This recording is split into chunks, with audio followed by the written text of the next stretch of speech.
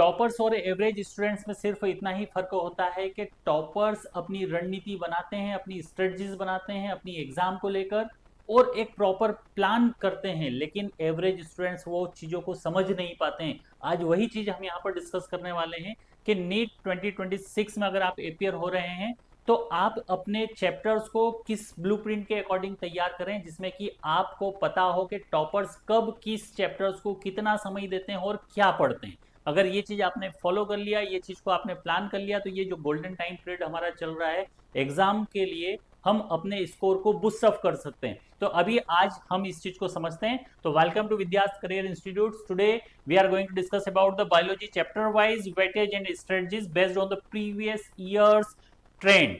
तो हमें ये समझ में आ जाए, इंपॉर्टेंट नोट्स हैं हमारे पास में कि this analysis is based on the previous 5 to 10 years NEET papers. Exact questions may be very but trends are very reliable. तो ये हम समझ लें। हम यहाँ पर यूनिट वाइज बात करने वाले हैं। Total we are having the 10 units in our biology, है ना। नीट एग्जाम के लिए टोटल 10 यूनिट है। हम यूनिट वाइज बात कर रहे हैं, we are not discussing on the basis of the chapters. तो यहाँ पर ये चीज क्लियर कर लें कि यूनिट वाइज बात कर रहे हैं। फर्स्ट यूनिट हमारे लिए डाइवर्सिटी इन लिविंग ऑर्गेनिजम्स की है। इसका वेटेज कितना है? तो ऑलमोस्ट 3 to 4 क्वेश्चन आपको पता होना चाहिए कि एक क्वेश्चन हमारा 4 मार्क्स में आ रहा है, और अगर हमारे पास में माइनस मार्किंग होती है तो 1 माइनस मार्किंग में जाता है। तो आपको ये क्लियर हो गया कि 3 to 4 क्वेश्चन अगर इस चैप्टर से आ रहे हैं, मतलब ऑलमोस्ट 16 मार्क्स का वेटेज रख रही है ये यूनिट। इसमें आपको मैं हर चैप्टर्स में एक बोनस पॉइंट देते चल रहा हूं साथ में, कि आपको इसमें पढ़ना क्या है, आपको फोकस करना है। क्योंकि ये दिन हमारे लिए कुछ भी नई चीज शुरू करने के लिए नहीं है, बल्कि ये जो 20 रोज बचे हैं हमारे लिए टोटल रिवीजन बेस्ड होने वाले हैं। तो आपको फोकस क्या करना है? आपको इस यूनिट से फोकस करना है एनसीईआरटी के फैक्ट्स को, एग्जाम्पल्स को और क्लासिफिकेशंस को। इन तीन चीजों को आप बड़े अच्छे तरीके से फोकस करें। सेकेंड यूनिट पर बात करते हैं, स्ट्रक्चरल ऑर्गेनाइजेशंस। इसका वेटेज होता है कितना? 2 to 3 क्वेश्चंस इसमें से भी आ रहे हैं, मतलब ऑलमोस्ट 12 मार्क्स की यूनिट है ये हमारे लिए। इसमें आपको फोकस करना है डायग्राम्स पर, प्लांट एनिमल स्ट्रक्चर पर। थर्ड आती है हमारे लिए cell structural and functions. 4 to 5 marks, 4 to 5 question इसमें से आ रहे हैं, मतलब ऑलमोस्ट 20 मार्क्स का वेटेज रख रही है ये यूनिट। इसमें आपको फोकस करना है ऑर्गेनल्स पर, बायोमोलिक्यूल्स पर और सेल साइकिल पर। जो फोकस करना है उसको बड़े अच्छे से समझ लें। आपको टोटल रिवाइज करना है, इन चीजों को 100% लेकर चलना है। ऐसे प्लांट फिजियोलॉजी की अगर बात करते हैं तो 3 to 4 क्वेश्चंस बनते हैं इसमें। ये भी हमारे लिए ऑलमोस्ट 16 मार्क्स का वेटेज रखने वाली यूनिट है। प्रोसेसेस एंड डायग्राम्स पर आपको पूरा तरह से फोकस करना है।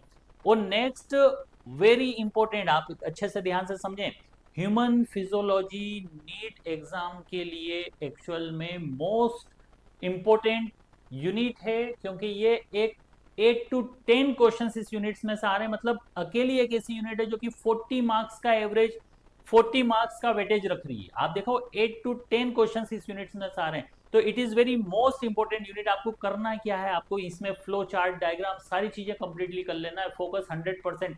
पहला रिवीजन आप इसी यूनिट से शुरू करें अगर आप नीट एस्पिरेंट्स 2026 वाले स्टूडेंट्स हैं। सेकेंड आ रहा है रिप्रोडक्शन। रिप्रोडक्शन में 4 to 5 क्वेश्चंस बन रहे हैं हमारे लिए। ऑलमोस्ट जनरली हमारे लिए 20 मार्क्स का वेटेज रखने वाली यूनिट है। आप इसमें NCERT line by line reading लगा लें, प्लस डायग्राम को कंप्लीट कर लें।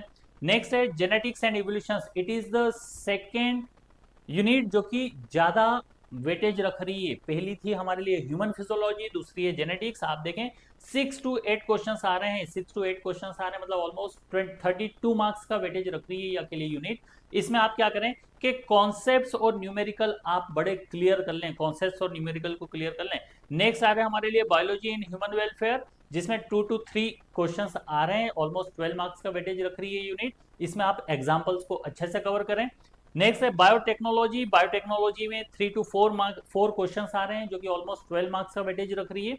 आप क्या करें इसमें कि टूल्स पर फोकस करें और एप्लीकेशंस पर। बायोटेक्नोलॉजी के टूल्स पर बात करें, डीएनए, आरएनए, एप्लीकेशंस पर आप अच्छे से स्टडी कर लें, रिवीजन कर लें।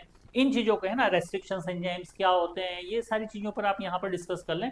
तो ये चीजें हमारे लिए जनरली 3 to 4 क्वेश्चन देकर आपको जाएगी, मतलब ऑलमोस्ट 16 मार्क्स का वेटेज रखेगी ये यूनिट। नेक्स्ट है इकोलॉजी। आप देखो ये थर्ड यूनिट ऐसी आ रही है। पहली थी हमारे लिए ह्यूमन फिजियोलॉजी, जो कि सबसे ज्यादा वेटेज रख रही थी। 8 to 10 मार्क्स के क्वेश्चन, 8 to 10 क्वेश्चन आ रहे थे, 40 मार्क्स का वेटेज रख रही थी। उसके बाद थी हमारे लिए जेनेटिक्स एंड इवोल्यूशन। जो कि क्या कर रहे हैं, जिसमें कि 6 to 8 क्वेश्चन आ रहे हैं, ऑलमोस्ट 32 मार्क्स का वेटेज रख रही है। और थर्ड यूनिट आ रही है हमारे लिए इकोलॉजी। इकोलॉजी जो कि 5 to 6 क्वेश्चन अकेले यूनिट से आ रहे हैं, जो कि ऑलमोस्ट 24 मार्क्स का वेटेज रखने वाली यूनिट है, जिसमें आप क्या करें, फोकस करें साइकिल्स पर और डायग्राम्स पर। नेक्स्ट है हमारे लिए फाइनल स्ट्रेटजीज। मैंने आपको 3 यूनिट बताई है, जिसको आपको फर्स्ट प्रायोरिटी के साथ में कंप्लीट करना है। पहला है ह्यूमन फिजियोलॉजी, दूसरा है जेनेटिक्स और थर्ड है इकोलॉजी। ये तीनों यूनिट को प्रायोरिटी के साथ में करें। प्लस एनसीईआरटी को हम बोलते हैं generally, NCERT is the Bible, मतलब हमें ये समझ में आना चाहिए कि उसमें कुछ भी नहीं छोड़ना है। लास्ट के 7 डेज में हम एनसीईआरटी को अच्छे से रिवाइज कर लें। और मोस्ट इंपॉर्टेंट चीज है हमारे लिए कि don't leave the PYQ practice. PYQ practice is must. हम मॉक टेस्ट लगाएं। अगर आप मॉक टेस्ट लगाना चाहते हैं तो हमारी वेबसाइट पर ऑलरेडी मॉक टेस्ट रखे हैं अवेलेबल। आप वहां पर जा सकते हैं, वेबसाइट की लिंक बायो में मिल जाएगी। टॉपर्स के नोट्स मिल जाएंगे, बड़े रिसर्च के बाद में बने हुए मॉक टेस्ट हैं। और सबसे इंपॉर्टेंट ये है कि mock test with timer, with topic wise, with full length syllabus सभी कैटेगरीज में अवेलेबल हैं। हम टाइम मैनेजमेंट को लेकर चलें, क्योंकि हम एग्जाम में ऑलमोस्ट 1 मिनट में 1 क्वेश्चन अटेम्प्ट करने की कोशिश करेंगे, तो ही हमारा टाइम मैनेजमेंट हो पाएगा। अगर उसकी प्रैक्टिस आज नहीं की तो एग्जाम में दिक्कत आ जाएगी।